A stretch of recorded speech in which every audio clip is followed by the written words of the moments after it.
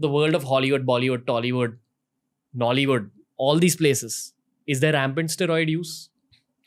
It's also in the sports world, if we're going to say that. Wow, really? It's also, see, it's everywhere. And we can't actually say that. Yes, it is. I wouldn't say rampant. It's cut down hugely. How do I know that? Because we have so much of Bollywood, so many football players, A-listers, cricket players coming to us. They want to do it the right way. So it is changing.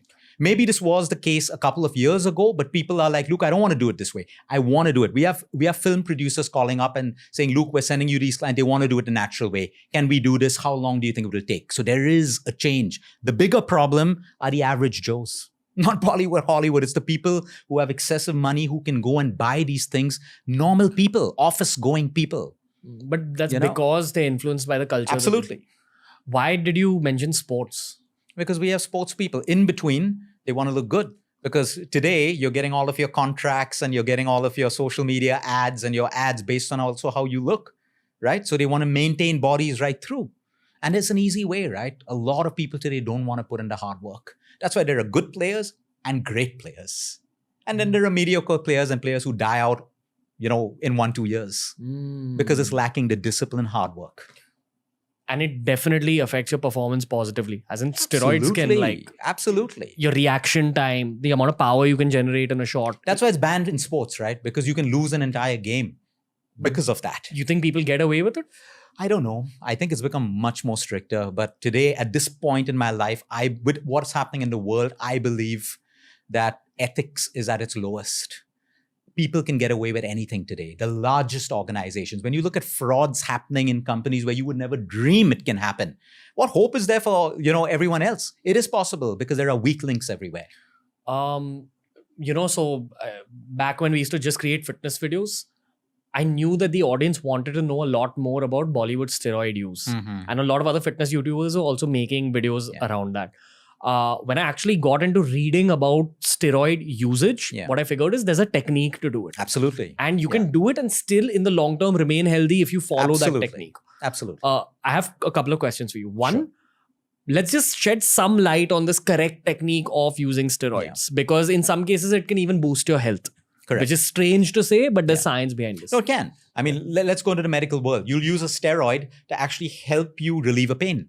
Or relax your immune system when it's autoimmune and it's attacking you and causing a potential damage. So a steroid is good and is bad. So it can definitely bring a lot of improvement. I know some people who were using it for their livelihood. I mean, because they had to build a particular body and all of a sudden their skin issues disappeared while using it. Why? Skin issues like? Like they had like a patch of dark skin or psoriasis or eczema or a patch on their neck. It disappeared while they were using a steroid because the steroid actually relaxed their immune system, which was actually causing the skin issue. Gotcha.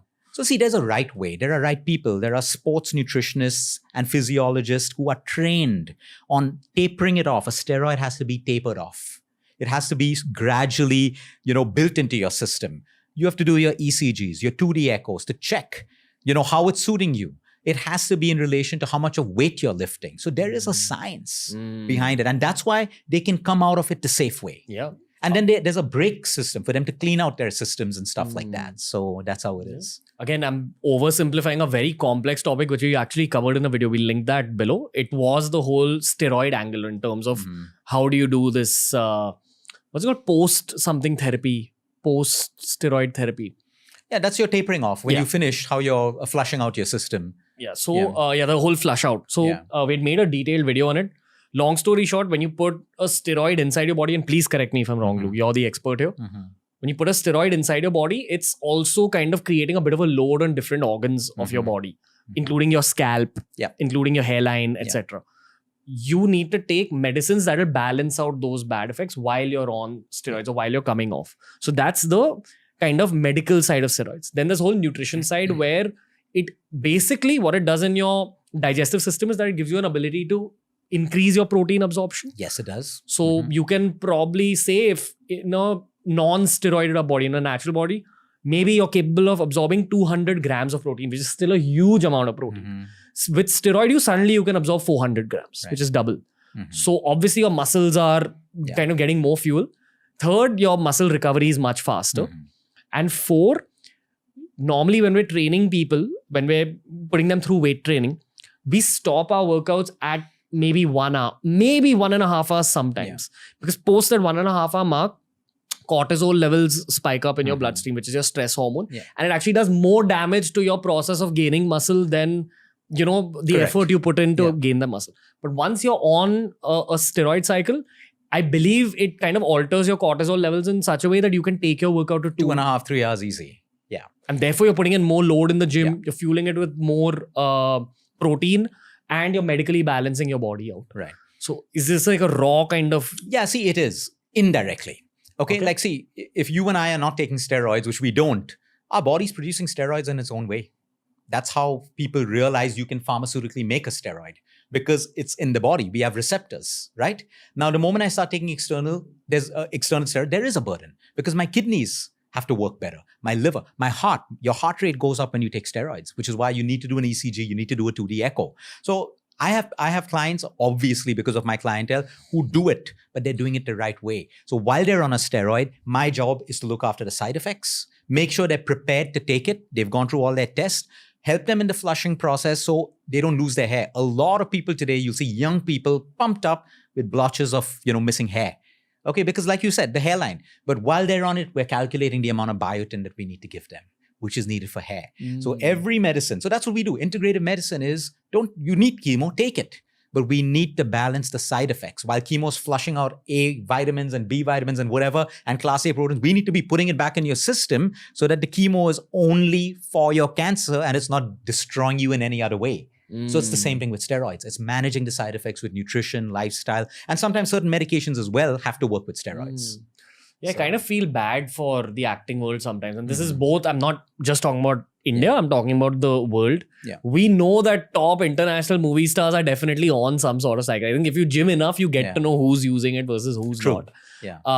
But I don't blame them, because there's so much pressure for looking good all the time. And it's their livelihood. And think about it. And then the question comes is, then how do they take it and they're still living strong?